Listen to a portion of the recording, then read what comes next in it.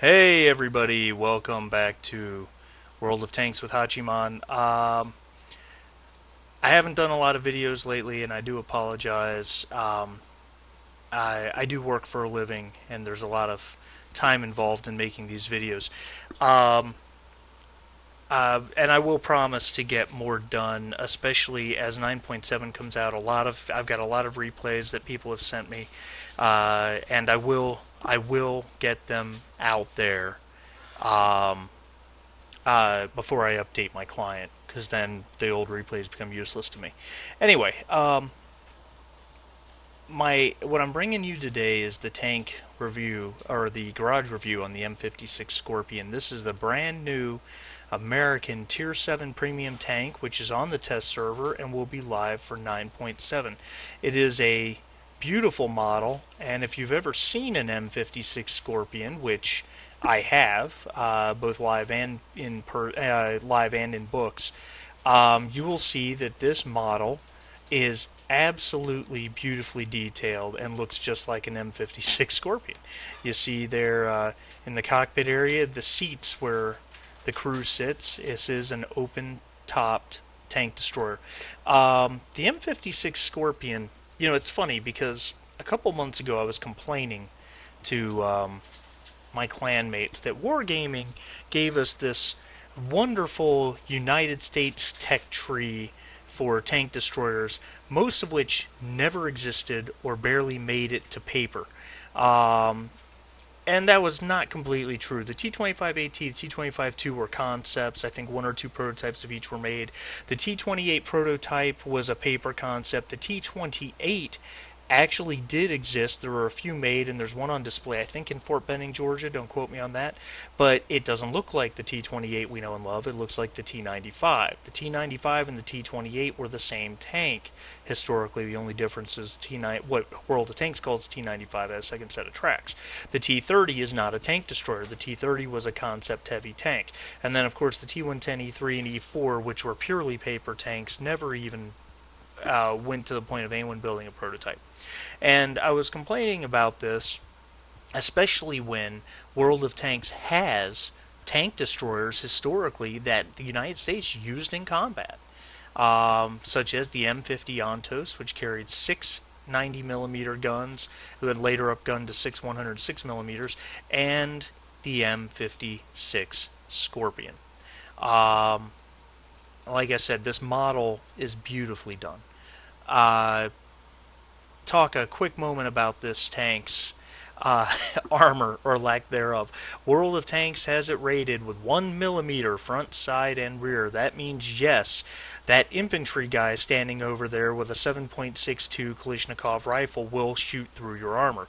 The truth of the matter is, this tank had no armor. It must be something in World of Tanks' game mechanic. They have to have some armor on the tank, so we'll put 1mm. This tank is a completely unarmored metal chassis.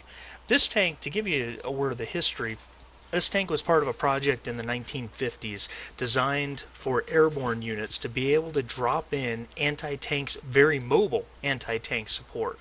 It only weighed about 7 tons. It was an extremely light vehicle, and it could be dropped in by glider. It could be dropped in by large aircraft, like the modern day, like C-130s, stuff like that. And it was also able to be carried by certain helicopters of the day. So, again, those airborne commandos and such that were dropped in, this was giving them the anti-tank fire support they needed. This baby's pretty fast. Now, it's not as fast as the T-25, which has a 56 kph top speed. Now, most of you with a T-25 know you only get that when you go downhill, but approaching 50 on flat ground is pretty normal. This guy's got, wrong click. The M56 Scorpion has a 45 kph top speed, but you will attain that almost immediately, and with a 40 degree per second traverse, which is pretty good, especially considering you really don't have a turret. You have a limited gun traverse. The first thing I said about this in the first game I played was, wow, I love this mobility. I mean, within 30 seconds of moving, I said, man, this is mobile. I love this. And that's how you have to play this tank. This tank is a mobile support gun. You cannot go toe-to-toe. You will see what happens when I have to go toe-to-toe, and it's not good. Though, I do get lucky on some extent. To some extent. Let's talk about what makes this tank so special. The gun. This is using the 90mm M54 gun. Now, this gun does not exist on any other tank in World of Tanks, but it is a historically accurate weapon. It was actually derived from the experimental 90mm gun that was on the Super Pershing, which if any one of you who knows anything about history knows that only one Super Pershing saw combat in World War II, and its gun was capable of penetrating 312 millimeters of armor at ranges up to 3 kilometers. It one-shotted a Tiger II, for example. And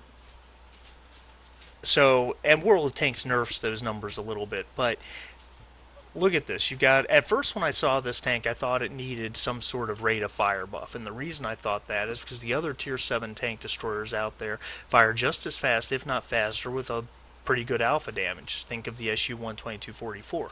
This has typical 90mm alpha damage, 240, which means you can get anywhere from 180 to 300, more or less, with a standard shell. Aiming time is very good at tiers 2 seconds. Dispersion is 0.33 at 100 meters, which is pretty solid. Not the most accurate weapon, but better than most everything else at tier 7. This gun, but here is the claim to fame on this gun. 219 millimeters of penetration. Wow. The T-25-2 has the T-15E2 gun and only has 170 millimeters of penetration on its 90mm. The T-25AT is using a Tier 8 105 millimeter gun with a lot more alpha damage and only 198 millimeters of penetration. And let me tell you, in a T-25, I love this tank dearly. You never have any trouble penetrating anything you shoot at. This tank with 219 millimeters of penetration can pen any tank it is going to come up against. That is just all there is to say about it. It's a Tier 7 tank destroyer. At this point, it's uncertain as to whether or not it will receive preferential matchmaking. But for example, let's look at a very heavily armored target, the Tiger II. Front hull armor, 150 millimeters. Really? And yes, there's some angling there. But Ferdinand, 200 millimeters. So theoretically, you've got the pen to pen a front of a Ferdinand with a Tier 7 tank. Let's go up a tier. Let's look at Tier 9. E75. 160 millimeters frontal hull. So you're going to bounce the upper plate, more than likely, because of that angle it has on it. But the lower plate doesn't stand a chance. The key here is you only have 820 hit points and no ability to block a shot from anything in the game.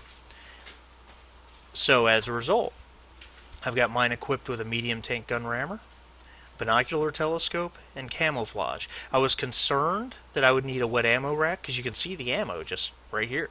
But I haven't been ammo racked yet. And then I've got, obviously I've got 6th Sense. I'm working on safe stowage, preventative maintenance, and Deadeye on the gunner. You don't need any perks to improve the mobility of this tank right away. It is very mobile. And that's how you have to play this. Find a good sniping position, because the gun's very accurate. Pummel your enemy. The moment you're pretty sure you're spotted, displace. Move to another location, let the spot abate, and then look for a new place to shoot from. If you can do that, make use of the mobility, and this tank gets a pretty good camo rating, then you will be extremely successful. Its gun is just absolutely unmatched at this tier. So anyhow, I'm going to have you some gameplay in upcoming videos, and thanks a lot, guys. Subscribe and like the video, and we'll see you next time.